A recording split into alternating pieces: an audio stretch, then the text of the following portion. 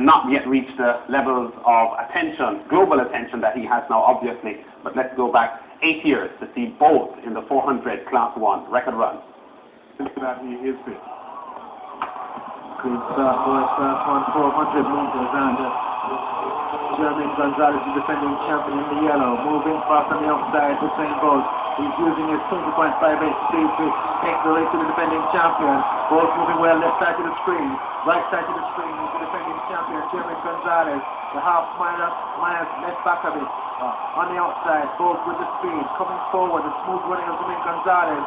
Bolt in the white vest on the outside. Gonzalez feels something and comes to a stop. On the outside, Usain Bolt racing on the stretch. Gonzalez stops, that's sensible. Usain Bolt, Class 2 champion last year, with miles well back. This is Usain Bolt, the Class 2 champion last year, comes to win the Class 1 quarter. Takes it, miles in second, and Glenn Goff. Ball is on the outside. The unofficial time, 45.4.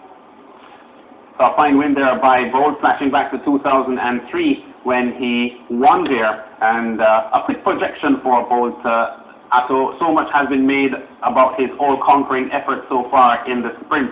Where does he go from here? He loves challenges. He clearly isn't satisfied with dominating the sprints and winning in world record times. We hear him talking about picking up the long jump and so on. How do you see him resuscitating his 400-meter career? Well, let's start with the long jump. One of my best friends is Mike Powell, who of course went to UCLA as I did, and he said to me that he would need Usain Bolt for 1 year, and Usain Bolt would jump 30 feet. Now, for the man who has the record to say that, to me blows my mind, because it means that, and it's his record, so for him to say that tells me that clearly he sees something which, you know, his speed to the board is probably the least of what you have to worry about. You just have to give him a little bit of jumping technique. In terms of the 400, this is the question I get asked most often on the street.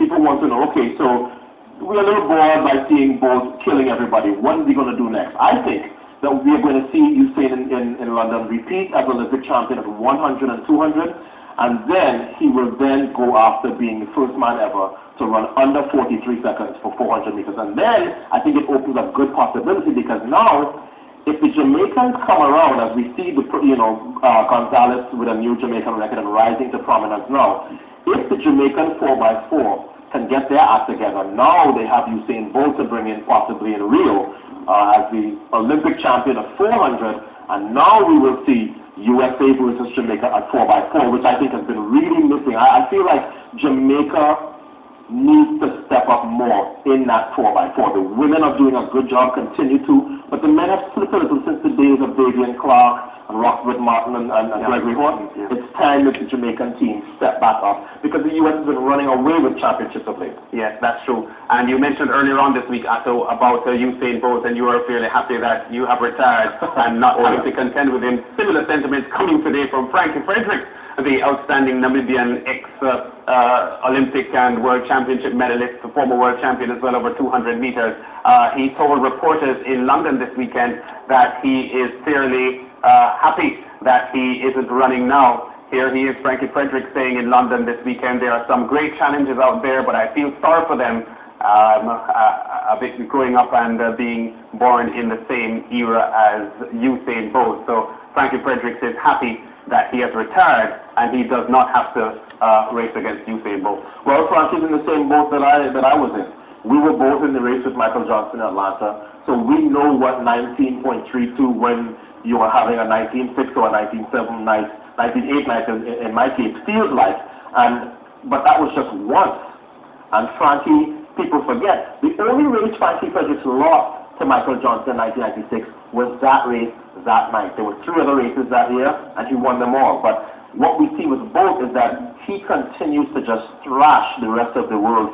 Obviously, the exception being last year with Tyson Gay in Stockholm. But for the most part, 6 or 7 of the other people in the race have absolutely no chance. So I think what you're seeing is Frankie kind of remembering what it was like to lose to Michael in Atlanta and saying, you know what, it's really been rough to watch some of Bolt's competition, because it really is no contest. Yes. But Usain Bolt's unquestionable talent and gift aside, does his height, Atto, have anything to do with his dominance at the moment? We've seen tall sprinters in the past, but never have they been able to be potent over 100 meters, because the height and the gangly build that they have, by the time they get out of the blocks and get moving, shorter, more compact, athletes tend to get ahead of them. Yeah. Is Bo's ability to carry the height that he has with the speed that he has, is his height a part of the advantage he has? The last part of what you're saying is exactly it. Because let me give you an example.